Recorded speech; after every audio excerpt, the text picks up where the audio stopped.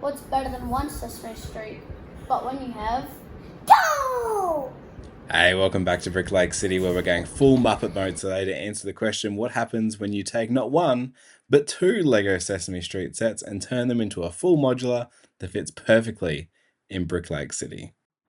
The set we're talking about today, of course, is LEGO Ideas 123 Sesame Street that came out in November 2020.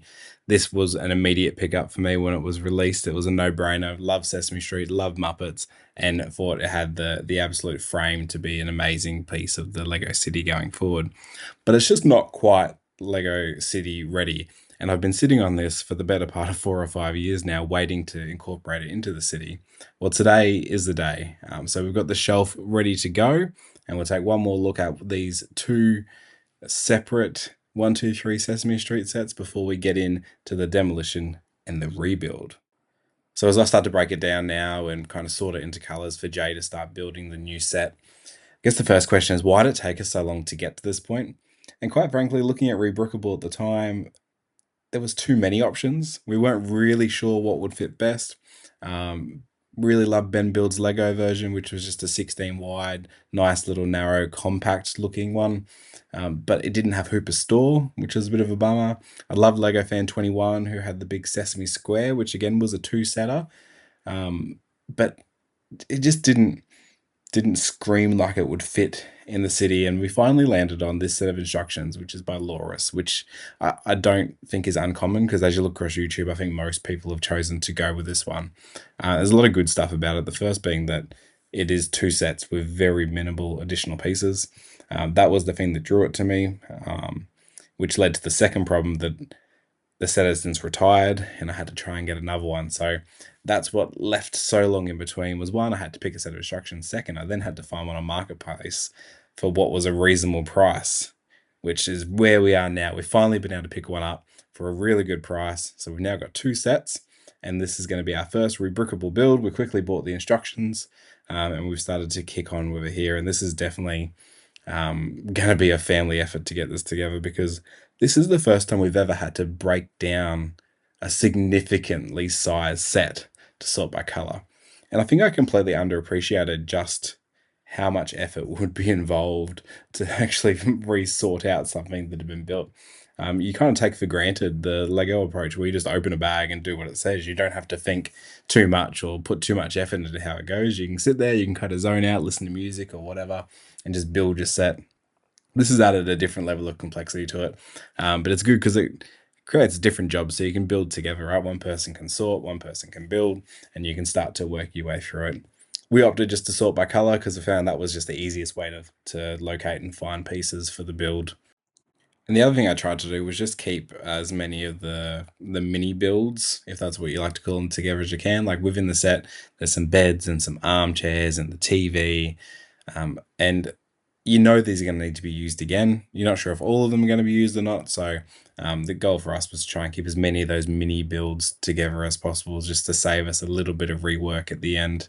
And the other thing that I really love about having two sets coming into one modular is we now have double minifigures, which is pretty awesome, because it then gives a set for the kids to be able to play with and an extra set to be able to stay with the set to make sure they're kept nice and close. So you can see me there lining them all up.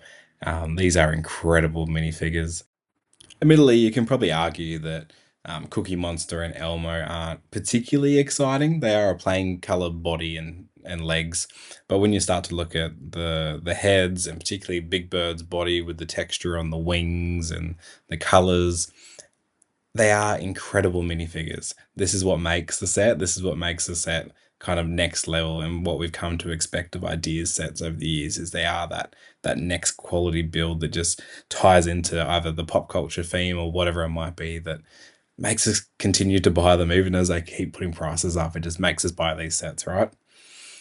So we started to make some ground. We've got the first level built now, which is pretty awesome because you can start to see Hooper's Store coming together. I mentioned earlier that one of the reasons we took so long is we really wanted to keep Hooper's Store in it.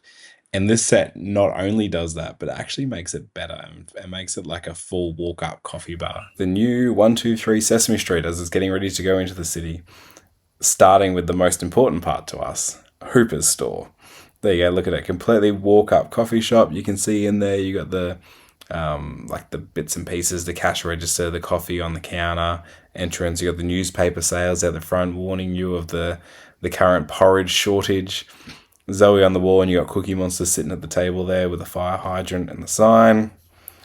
Yeah, it's not perfectly literal as you turn around and you notice that I chose to include both signs from both sets because it is Sesame Street after all. Why wouldn't you include both?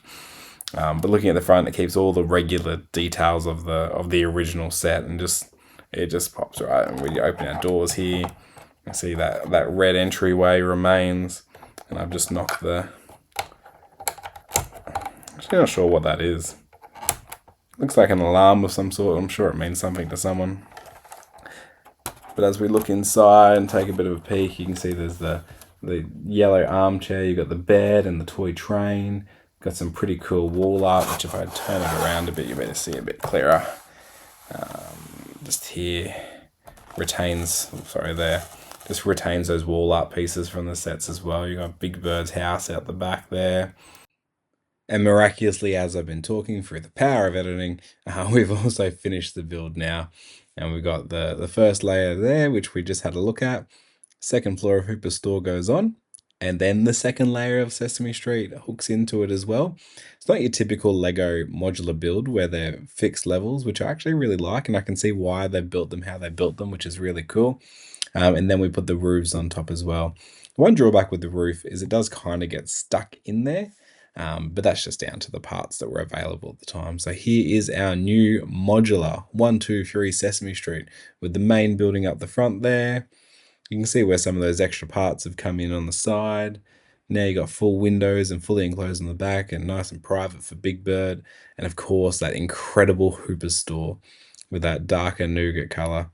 Now for the tricky bit is where is it going to go in the city and does it actually fit? So I've got my plate down first. So I've shown these previously where these just give you a little bit of extra height to make that guttering on the sidewalk look a little bit more realistic. So the plan is here, I'm going to put Sesame Street in the corner because it is our new corner modular. I'm going to put the, what's that called? the police station on the front as well.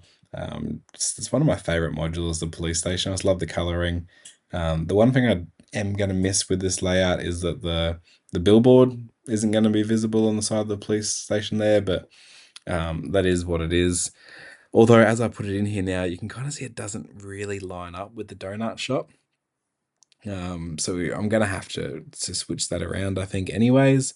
So you can see I'll push the police station back and we'll put him in the second row of the modulars. And it does, in fact, line up a lot better. And you can see that nice little laundry billboard advert on the side of the station as well, which is great. And that's exactly what I wanted to be able to see. We'll just get Avengers Tower out of the way a little bit. And that's it. Modular 1, 2, 3 Sesame Street, officially in Brick Lake City as a corner modular. This is worth every second put into it. So if you're considering it, if you haven't already done it, I know we're pretty late to it, do it.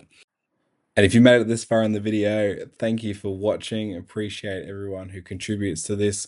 If you have any advice, please drop it in the comments. Don't forget to like and subscribe so you can get a view of this next video where we have to move the entire city, fraught with peril. It might make it, it might not. Only way to find out is by tuning in next time for the next video. So thank you for watching. Appreciate you all. See you next time.